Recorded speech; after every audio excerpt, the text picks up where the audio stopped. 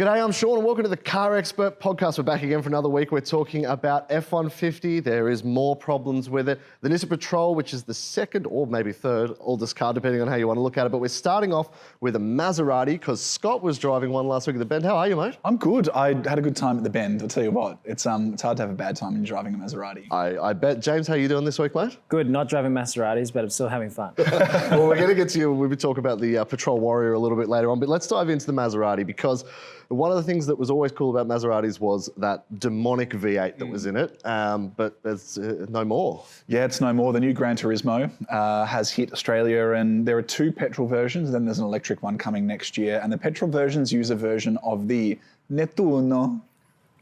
Where's Anthony when you need him? Yeah, I need Anthony to come in and explain it to us. V6 that's in the MC20 supercar. In the Trofeo, it's got 410 kilowatts and 650 Newton meters. In the Modena, it's got a tamer 365 kilowatts and 600. Still sounds pretty good. I know the V8 was the sort of car that you would like stop on the street to watch go past because it was so incredible. But there's a criticism of V6s that they're a bit bland, and this engine has enough kind of like hard-edged motorsportsy stuff going on about it, especially when you get those gear changes, that it actually didn't disappoint me with how it sounded, provided you can put aside just how beautiful that V8 was. Now, just quickly, and I know what Ferrari engineers and what Maserati engineers are going to say, but is it the Ferrari engine that's in there? No, it's not. It's genuinely a different engine. And Maserati made a huge deal of this thing when they launched the MC20. It's got some really clever pre-combustion tech in it that's designed to make it more efficient and also more powerful. And I know there's probably some crossover between the two because there are crossover between the brands, but fundamentally it is Maserati's own engine. Okay, now you did give us a little sneak peek on track, so we'll head over to Scott, who's at the Bend now, but also here to tell you a little bit more about the Maserati. Hello and welcome back to the latest episode of Scott Drives a Fast Car Slowly Around a Racetrack for the CarExpert Podcast. This week, it is the Maserati Gran Turismo at the Bend in South Australia. Now, this car has really surprised me. It is almost 5 meters long. It is a big car and it's a Grand Tourer. It's not meant to be an out-and-out supercar. But around the Bend, the West Circuit, for those playing at home, it really gets a move on. We were nudging 250 down the back straight, and as you can hear, this Neptune V6 shared with the MC20 supercar makes some really good noises.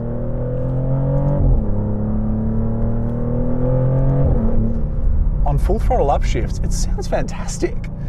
Now this car has got 410 kilowatts of power. It's the Trofeo. There is a less powerful Modena version available as well if you want to do more touring and less track stuff. Which one do I have? I actually haven't driven them on the road yet. I can't tell you. In terms of how it looks on the outside, well, in pictures it is, you know what? Didn't do much for me. In person, it looks fantastic. It looks really, really good. I also really like this interior. There is lots of lovely leather, there are lots of nice materials, and some interesting little touches like the clock on top of the dash here, which looks like an analog clock but can be a compass or a digital clock. Just a little nod to Maserati's past. What don't I like? Some of the tech feels a little bit too generic Stellantis, and well, the boot, I don't know if I get my golf clubs in there, but the fact that we're even talking about that is not something you can do in a Porsche 911, so it gives and it takes away. Anyway, with that, it's back to the pits for me, and back to you, Sean. So I know that's the latest episode of Scott Drives Fast Cars Slowly Around Racetracks. Even with a helmet on, that's what I do, but this is slightly slower again. I was really impressed. The Gran Turismo is not meant to be a track car, and I think that's probably worth remembering. It's more of a Bentley Continental GT rival, or I suppose maybe like 911 Turbo is a very different thing, but that same sort of not outright track focused on going really quickly, really comfortably. Well, that's kind of in the name, right? Yeah, exactly. And Maserati made a big deal of the fact that since its foundation, that's kind of what it's been doing. It thinks that it invented the GT category with one of its much older cars. I can't remember the correct numbers, so I'm not going to take a guess. And I think if you look at the interior of this car, it really speaks to that. Often getting into really fast stuff, I struggle because I am tall and awkwardly proportioned. And in this, there is lots of room, even with a helmet on for your head. And the back seats are genuinely usable. I wouldn't want to sit back there for long, but there is a world in which you could sit behind yourself, I would argue. I could do that in most cars, to be fair. Yeah, but not in the 911. No. I've squeezed into the back of a Continental before, and it's a bit tighter as well. This genuinely is a usable car with a usable 310 litre boot and a ski port through the middle. you could take the kids on a long road trip in this and really enjoy it. And I think as much fun as it was on track, this is probably going to be the bigger test for the Gran Turismo, is when we can put some people in it and go on a proper road trip and really just live that Italian dream, I suppose. Well, to bring it back to Australia for a second, we're sort of living the Mad Max life at the moment because Maserati, you wrote an article about it, Maserati actually have the last of the V8 rear drive sedans, and there's only a couple left in Australia. Just tell us a little bit more about that. Yeah, so the Ghibli Trofeo and the Ghibli 334 are the last rear drive V8s you can buy in Australia. There's fewer than 10 left across Australia and New Zealand. And I know this sounds like a Danos Direct segment where we're trying to push them on you, but it was more just something that we picked up in our chat with Grant Barling, who's the managing director of Maserati Australia. That car is in run out. Maserati is getting rid of the Ghibli and the Levante. The Grecale SUV is kind of taken over from the Levante for the moment, and there'll be a new one at some point. It's a really unique car. It's got a 3.8 litre turbocharged V8 that is shared with Ferrari. And yeah, there's no more Chrysler 300 SRT. There's no more Holden or Ford V8s, obviously. The Lexus GSF is gone. This is it if you want that old school kind of Australian muscle car.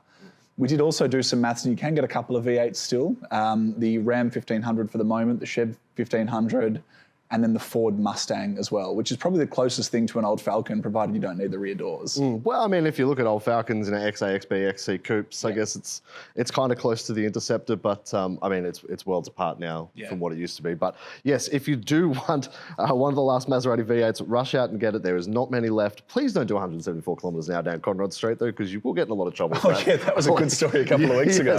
Now, speaking of cars that used to be V8s and no longer are, the F-150, the battles continue for Ford Australia. James, tell us a little bit about what's going on this time around. Yeah, so it's just another chapter in the series of unfortunate events that has been the local remanufacturing program. Ford Australia has announced that they're doing compensation for owners who have bought F-150s and have been subject to all these recalls and compliance issues. So there's a number of things here that either didn't meet ADRs or just didn't work.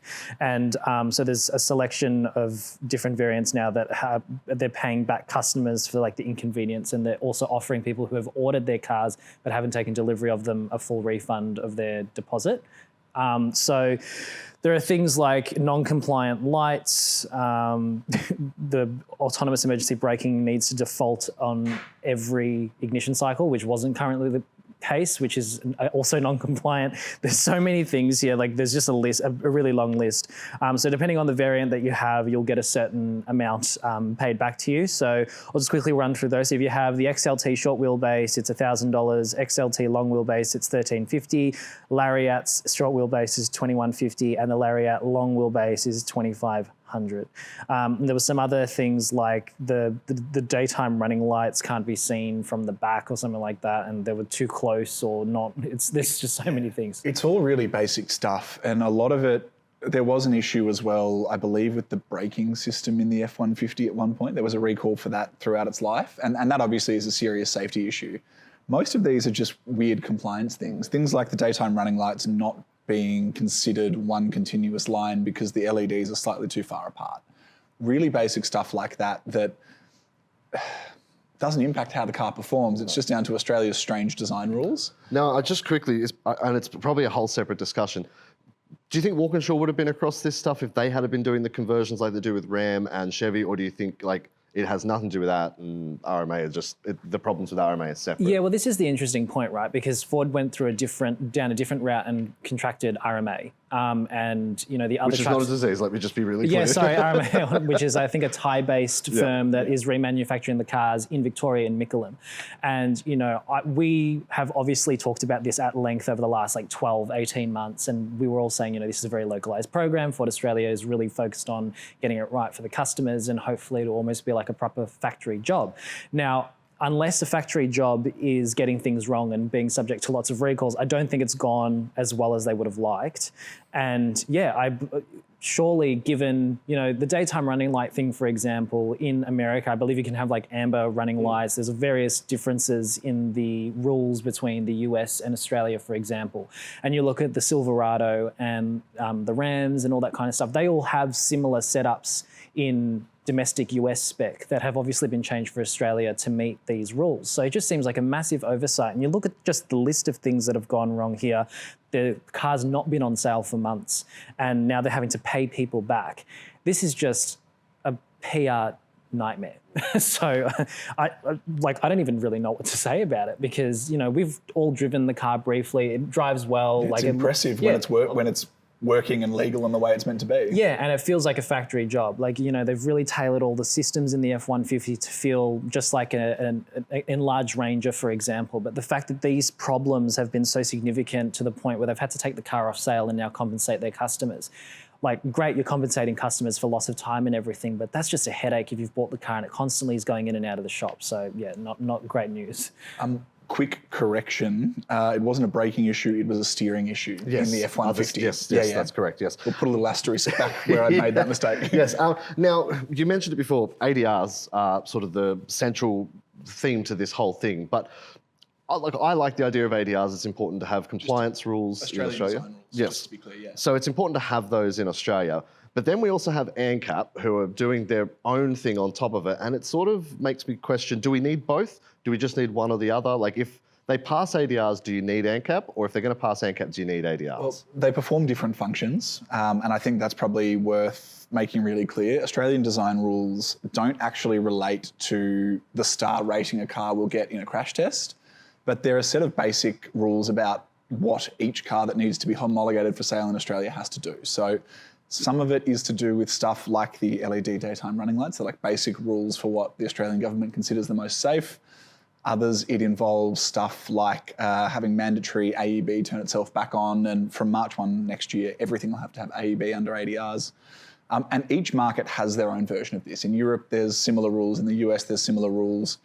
ANCAP's a different thing again, and they do these crash tests separately to Euro NCAP. I would argue what we really need to do is harmonise standards. And on the ADR side, that would mean to me a mix of American and European standards, or maybe if your vehicle is compliant with one, depending on where it's built, that's enough. When it comes to ANCAP, given Euro NCAP crash tests most of the cars we're getting in Australia, and then the ones that aren't are often crash tested by the IIHS in the US, it does strike me as ANCAP double or triple handling things, and they're a huge cost to the taxpayer. So there is a world in which an Australian interpretation of international crash testing is really useful, but there's got to be a way for these international bodies to just share their results with us without the body of ANCAP in between, which, yeah, it's a bit of a separate issue to ADRs. So with the ADR thing then, look, you look at Europe, they drive a lot faster, you know, there's a lot more cars on the road, and yet all these cars are compliant there. However, here, they're saying that it's not compliant. Now, do you think that Europe would have stricter standards to Australia, or do you think Australia's standards are stricter, or they're trying to conform the cars to suit what is required in Australian conditions? Look, I think the answer is different standards. Stricter, better, I'm not sure. And I say that because I suppose it's not so much about trying to punish car makers, but it's more about setting a standard that has to be met by everything. I think Australia's rules are more particular than other markets, and we take power out of the car makers' hands a little bit. You look at the top tethers, for example, and in Australia, the second row seats in a car that's being sold here need to have a top tether point for a child seat. That's the outboard and the middle seat. Nowhere else in the world is that the case, and ISOFIX is a really good solution for child seats. They're easier to fit than a top tether seat. But because of the fact we have these ADRs, car makers either need to engineer a middle top tether child seat point, or like the Honda HR-V, just make it a four-seater, which seems either way punitive to Australians because we're paying more, cars are taking longer, or we're missing out on features. Okay, well, what do you guys at home think? Do you think we should have the same rules as Europe or America? Should we have our own? Is it even relevant given we don't make cars here anymore? Leave a comment, let us know. We're very curious. All right, James, it's time to talk about the second or third oldest car, depending on how you look at it, the Nissan Patrol Warrior, which has just been updated, but maybe not the way most people would expect. Yes, so the 2024 Patrol range in general has received a running change for MY24, if you want to call it that, where the local arm has actually engineered a solution for a new infotainment system and a redesigned dashboard with some local partners. So now it's got this 10-inch touchscreen that's sort of embedded lower down in the dash than the old one that used to sit up high. And it's got a wireless Apple CarPlay and Android Auto, some navigation programming. So there's a complimentary street navigation. Then you also get a 1-month subscription to an off-road map system that has like topography and stuff like that for off-road trails. That's really the extent of the changes for this year, given the car is now, nearing its 15th birthday. It's quite old now. The Y6 2 Patrol's been around since early last decade. And even though we get a significant facelift on the outside, the interior is very different to the one that's been available in other markets for a long time. So we got to drive the updated Warrior alongside the Navara Warrior with all of the Prem car range basically on some off-road trails recently. And while we didn't really use the infotainment system that much other than just connect up our phone, it definitely worked. And it was a welcome change compared to the old one. The other part of it is now where there was like a little coin slot to put coins. Yes, that makes sense. Innovative, I know. They've now engineered a pocket that is also a wireless phone charging pocket. So you basically just slide your phone in and leave it there, and now there's somewhere to store your phone, because that was another thing that was sorely lacking from the old model. I mean, it's great that in 2024, they've now fitted a system that most cars have had standard for 5 years. What is really weird that you told me about, and that I can't wrap my head around, is they've removed the 360 camera from the vehicle. Now, don't get me wrong, this camera was atrocious, but it was there. And when you're off-roading in a car that is the size of New York, it's good to have an off-road, like a 360 camera. Where's the camera gone? I don't know, they put in the parts bin. I'm not sure, but I don't know where it's gone. They've had to delete it because I don't think it's compatible with the new system. It still has a reversing camera and sensors, and it's also now got the digital rear view mirror. So there's a camera at the top, on the roof or something that's looking backwards. But yeah, like you say, like we had some really tight trails going through Mount Disappointment, the national park around there, and that's not an ominous just find that name so funny. Lead in, but yeah. So like a car, it's like a 5.2 meter car, and it's almost like 50 yards wide. Like it's a big thing, and when you're trying to park it in a tight spot, not having the cameras to show you where the sides are is challenging. And the tech in that car is already very old, so it's a shame that that's come at the expense of that. But I guess for a lot of people, and it's something that a lot of us have complained about over the years, is that fundamental infotainment tech that the Patrol's been lacking for so long, given its price and its competitors, is a welcome change. But yeah, it's obviously come at the expense of some of those convenience features as well. On the plus side, though, it still has that 5.6 litre V8 and side pipes. So, I mean, I guess not all the V8s are dead yet, but yeah, I mean, that hasn't changed, has it, that engine? No, the engine's the same. And in the Warrior, yes, you get the bimodal exhaust with the side exit pipes. I learned some cool facts about that too, because one of the Prem car engineers was riding with us for one of the off-road sections. And he said that the valves will adapt to, I think, throttle input, vehicle speed, and something else. But if you put it into the transmission's manual mode, they're always on. So there was a couple of times where on some of the transit trails, I was like in manual mode in like second gear, just like thundering through the forest, and it sounded like an old rally car or something ridiculous. Yeah, so it's still a really cool thing, and I can see why people love them so much. Prem Car's actually anticipating that Warrior volume in general is actually going to go up by double this year. Wow. So, signs are good. And we got a tour of the factory as well, which was really interesting to see. So like, the Patrol TI comes in as like the car that comes off the factory floor, and then they literally just tear everything off it and then, repaint it, retrim it, all that kind of stuff, and then add all the add-ons that they do as part of that remanufacturing gig. So, we've talked at length about remanufacturing, or not manufacturing for cars being dead in Australia in the traditional sense, but also like Walkinshaw, RMA, Prem Car, they're all doing these really extensive processes and building stuff here where they employ lots of people. And to see just what's going on in those factory centres is really, really interesting. It's interesting the Patrol is now 15 years old. We also know that next year, as of July 1, the new vehicle efficiency standard is going to be in place in Australia, and the 5.7 litre V8 is thirsty as, not good for emissions. The fact Nissan's paying Premcar to do this re-engineering work on the infotainment system would suggest that they're going to extend this Patrol for quite a while. How long do you think it's going to be around? Well, we know that there is a new one coming. We just aren't, I think that it's got at least 12 months life in it. Whether we see a new one revealed and what the lead time is there is another thing. And, Nissan sort of opened a broader discussion around, we were just talking about ADRs before and, how are they going to offset their emissions with other models in the range if they do want to keep things like Navara and Patrol at the top of their lineup, which aren't necessarily emissions friendly. Typical Japanese company, they don't really want to talk about future products, but we do know that there is a new Patrol coming at some point. Given the Infinity version was recently revealed, I imagine that the Nissan version will be revealed in the next 6 to 12 months, and then perhaps will take another 6 to 12 months to arrive here. But given how much volume that car does, even this late into its life cycle for Australia and then other markets around the world, it will still exist to an extent. And whether Premcar continues to be involved in the process will be really interesting. But yeah, it's kind of like a weird grey area at the moment, because I think while the legislation is still sort of finalising in Parliament, there's still a lot of moving parts that need to sort of be sorted out before they can finalise their strategy on that.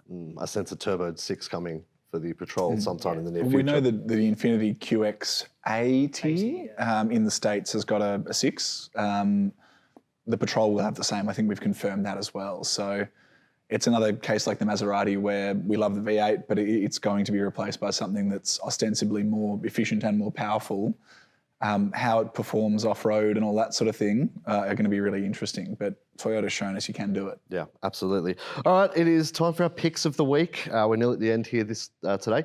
James, I'm going to pass over to you first. What is your pick this week, mate? So we saw a really interesting announcement from the Nepean Police Force, which is somewhere in New South Wales. They're sort of southwest Sydney. There you go, yeah. See, I'm not familiar with New South Wales geography that well, but they added an Ioniq 6 to their fleet recently, which is quite interesting because we haven't seen too many EVs really be enlisted for police duties yet. We've seen an EV6 somewhere, and that's pretty much it. There's a few hybrids running around, or, a lot of police forces get cars like that as promotional work, but I think this one's actually going to be used for highway patrol or something to that effect. So cool to see that some of the police forces around Australia are switching to new energy tech and reducing their impact, because you think about how long a lot of these cars just sit idling on the side of the road, like that's not very environmentally friendly. So if you can do that with a car like that, maybe it's more worth it.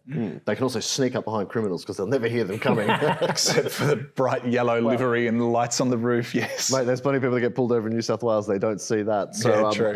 Scott, what's your pick this week, mate? We are recording this on Monday morning Melbourne time, which means it's Sunday night European time, and the Spanish Grand Prix just wrapped up. And George Russell, who is...